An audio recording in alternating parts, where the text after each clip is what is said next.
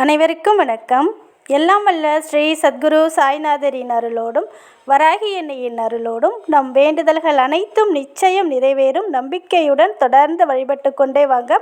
இன்றைய பதிவில் பார்க்க போகிற ஒரு விஷயம் உங்கள் அனைவருக்குமே மிகவும் ஒரு பலனுள்ள விஷயமாக தாங்க இருக்கும். நாளைக்கு பார்த்தீங்கன்னா போகி பண்டிகை. அதாவது இந்த போகி பண்டிகை அன்னைக்கு நம்ம வீட்டில் இருக்கிற எல்லா பொருட்களையும், அதாவது தேவையில்லாத பொருட்களை மட்டும் எரிக்கிறதுக்காக மட்டும் போகி பண்டிகை கிடையாதுங்க. தை திருநாள் பொங்கல் அன்று நாம் செய்யப்படும் பூஜைகள், வழிபாடுகள் ஆகியவற்றின் பலன்கள் நமக்கு முழுமையாக கிடைக்க செய்வது இந்த போகி பண்டிகை அன்னைக்கு நம்ம செய்யக்கூடிய ஒரு விஷயம்தான். அதாவது போகி பண்டிகை அன்று பழைய பொருட்களை எரிப்பது மட்டும் கிடையாது. அந்த நாளில் நம்ம என்னென்ன விஷயங்கள் செஞ்சோம்னா நம்ம வாழ்க்கையில் இருக்கிற அனைத்து பிரச்சனைகளும் தீர்ந்து வாழ்க்கை செழிப்பானதாக மாற்றக்கூடிய அற்புதம் இந்த போகி பண்டிகை அன்று இந்த ஒரு வழிபாடை நம்ம செய்வதன் மூலமாக நமக்கு கிடைக்கும். வழிபாடுனா பெரிய ஆடம்பரமாக நீங்கள் எதுவுமே பண்ண வேணாங்க. போகி பண்டிகை அன்று வீட்டில் இருக்கிற தூசி, ஒட்டடை இது எல்லாம் நம்ம தொடச்சி சுத்தம் பண்ணிடுவோம். அதே போல் பூஜை ரூமில் இருக்கிற சுவாமி படங்களை எடுத்து மஞ்சள் கலந்த நீரால் சாமி படங்களை தொடச்சி அதுக்கு மஞ்சள் குங்குமம் போட்டு வச்சு நம்ம பூஜை ரூமில் வச்சுடுவோம் இல்லையா. அதே போல் வீட்டு வாசலுக்கு வெளியில் மாவிலையும் வேப்பிலையுமே தோரணமாக கட்ட வேண்டும். இப்படி கட்டுவதன் மூலமாக நம்மளுடைய முன்னோர்களுடைய ஆசீர்வாதமும் குலதெய்வத்தோட ஆசீர்வாதமும் கண்டிப்பாக நமக்கு கிடைக்குங்க. அடுத்தது பார்த்தீங்கன்னா நம்மளுடைய நில வாசலில், அதாவது நம்மளுடைய நில வாசலுக்கு 2 பக்கத்துலேயும் இன்றைய நாளில் ஸ்வஸ்திக் வரைஞ்சிக்கோங்க மஞ்சளால். இந்த ஒரு நல்ல காரியம் தொடங்கும் முன்னும் நம்ம இந்த ஸ்வஸ்திக்கை வரைகிறது நம்ம குடும்பத்தில் செல்வ செழிப்பை ஏற்படுத்தும். வறுமை இல்லாமல், தரித்திர நிலை இல்லாமல் மகிழ்ச்சியாகவும் நிம்மதியாகவும் அனைத்து தெய்வத்தோட ஆசீர்வாதமும் பரிபூரணமாக நமக்கு கிடைக்கும். இதை உங்கள் நிலவாசலில் நீங்கள் இந்த ஸ்வஸ்திக் வரைஞ்சிட்டிங்க இல்லையா. அடுத்தது உங்கள் பூஜை ரூமில் நம்ம குலதெய்வத்தையும் நம்ம இஷ்ட தெய்வமாக இருக்கும் சாயப்பா வராகி எண்ணெயிடமும் உங்களுடைய குலதெய்வம் என்னவோ அவங்கள மனதார நினைத்து ஒரு சொம்பில் சுத்தமான தண்ணீரை பிடிச்சிக்கோங்க. அதில் கொஞ்சம் பச்சை கற்பூரம் போட்டுக்கோங்க, கொஞ்சம் மஞ்சத்தூள் போட்டுட்டு அதில் பார்த்தீங்கன்னா வேப்பிலை கொத்து கொஞ்சம் எடுத்துகிட்டு அந்த சொம்பில் வச்சுடுங்க. இது பார்த்தீங்கன்னா நம்ம குலதெய்வத்திற்காகவும் நம்ம இஷ்ட தெய்வத்துக்காகவும் வைக்கக்கூடிய ஒரு கலசம்.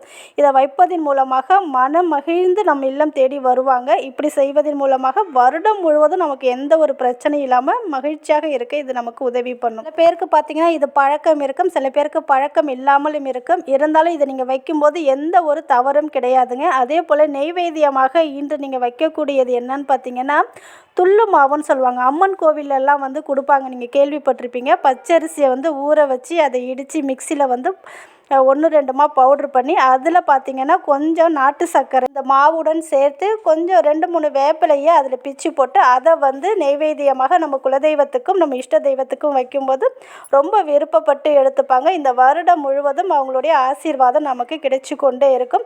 இதை மாதிரி பண்ணிவிட்டு இப்போ சொல்லக்கூடிய ஒரு தண்ணியை உங்கள் வீடு முழுவதும் தெளித்த பிறகு தூபதீப ஆராதனை காமிங்க. இது வரைக்கும் இருந்த கஷ்டங்கள், தரித்திரியங்கள், வேறு எந்த ஒரு பிரச்சனையாக இருந்தாலும் இந்த 2023 முடிஞ்சு 2024 வருடம் குடும்பத்தில் மகிழ்ச்சியாகவும் நிம்மதியாகவும் பணம் காசுக்கு தட்டுப்பாடு இல்லாமல் அனைத்து செல்வங்களும் உங்கள் இல்லம் தேடி வர்றதுக்கும் கேட்டதெல்லாம் கிடைக்கணும் அப்படின்னு நீங்கள் பிரார்த்தனை பண்ணிவிட்டு உங்கள் வீட்டுக்கு பக்கத்தில் பசுமாட்டோட கோமியம் கிடைச்சிதுன்னா பாருங்கள்.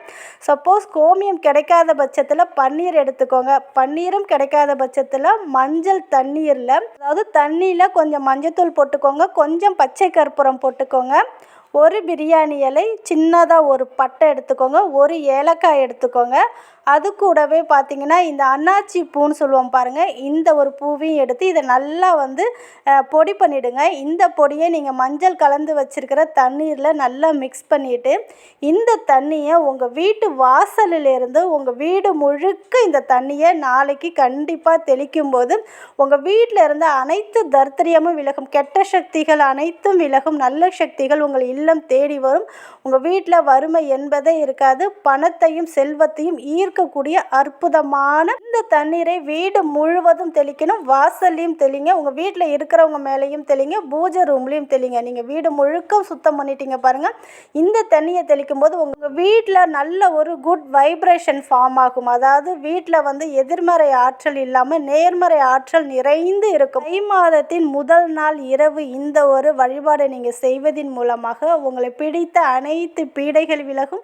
உங்களுக்கு நன்மையே வந்து சேரும். வருடம் முழுவதும் எந்த ஒரு பிரச்சனையும் இல்லாமல் மகிழ்ச்சியாக வாழக்கூடிய ஒரு அற்புத பலனை இது ஏற்படுத்தி கொடுக்கும்.